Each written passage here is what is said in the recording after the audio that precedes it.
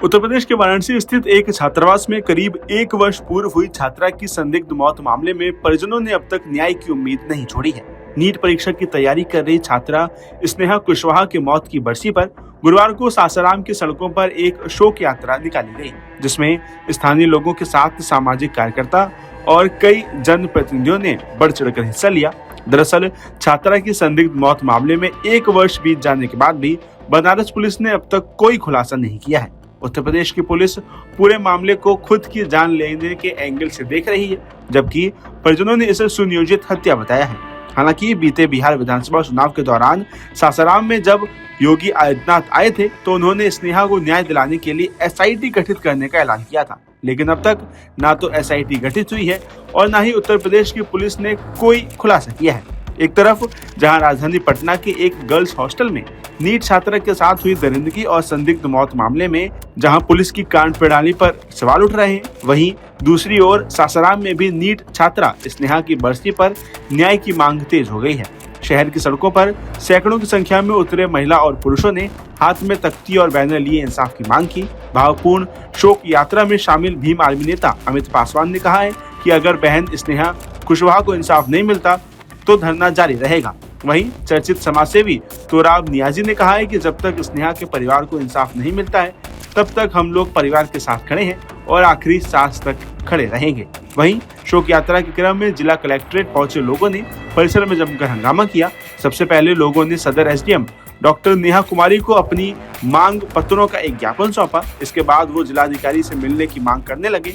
बता दें जिलाधिकारी उदिता सिंह लोगों से मिले बिना ही कलेक्ट्रेट से बाहर निकल गई, जिसके बाद लोग आक्रोशित हो गए और डीएम कार्यालय कक्ष के बाहर काफी देर तक हंगामा किया। हालांकि सुरक्षा कर्मियों के हस्तक्षेप के बाद हंगामा कर रहे लोगों को कलेक्ट्रेट से बाहर निकाला गया, लेकिन इस दौरान परिसर में लगभग आधे घंटे तक अफरा तफरी मची रही। राम की बेटिया स्नेहा कुशवाहा जो नीट की तैयारी करने के लिए बनारस गई थी, लेकिन वहाँ पे कथित तौर पे जो वहाँ के रामेश्वरम जो हॉस्टल है, जो संचालक है और जो असामाजिक तत्व है, उनके द्वारा बहन स्नेहा के साथ बलात्कार किया गया, उनकी हत्या की गया। और आज घटना का बीते जो है 1 साल हो गया, लेकिन अब तक न्याय इंसाफ नहीं मिल पाई है। हमारे योगी साहब ससुराल में आकर और चुनावी दौर में जुमला फेंकर गए थे कि हम जाते ही उत्तर प्रदेश में और एसआईटी टीम का गठन करेंगे। वो एसआईटी टीम का जो रिपोर्ट है वो कहाँ गया? आखिर बहन स्नेहा को न्याय इंसाफ क्यों नहीं मिल रही है? मैं तमाम लोगों से आग्रह करूंगा कि आप लोग जो है स्नेहा बहन के न्याय और इंसाफ की जो लड़ाई है, उस लड़ाई में जो है आप आगे बढ़िए।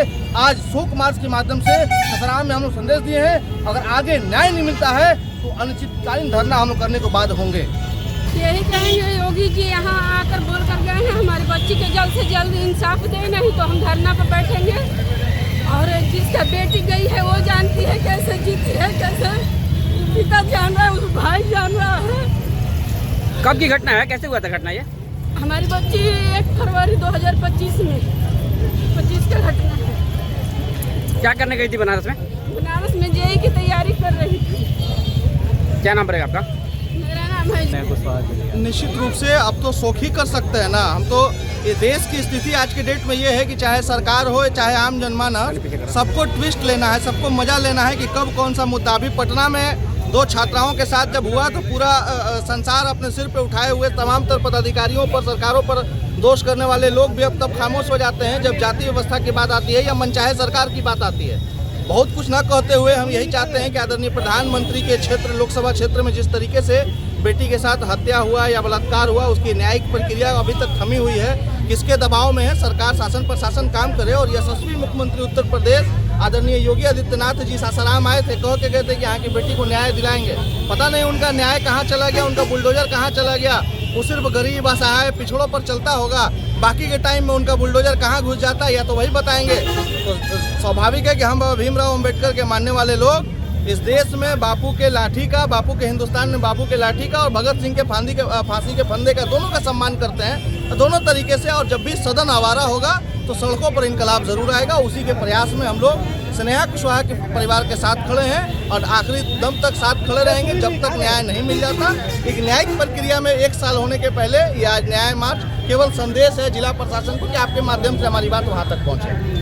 आपके राज्य की खबरें, आपके शहर की खबरें सबसे पहले जानने के लिए देखते रहें अमर उजाला। चैनल को सब्सक्राइब जरूर कर लें और पाएं हर अपडेट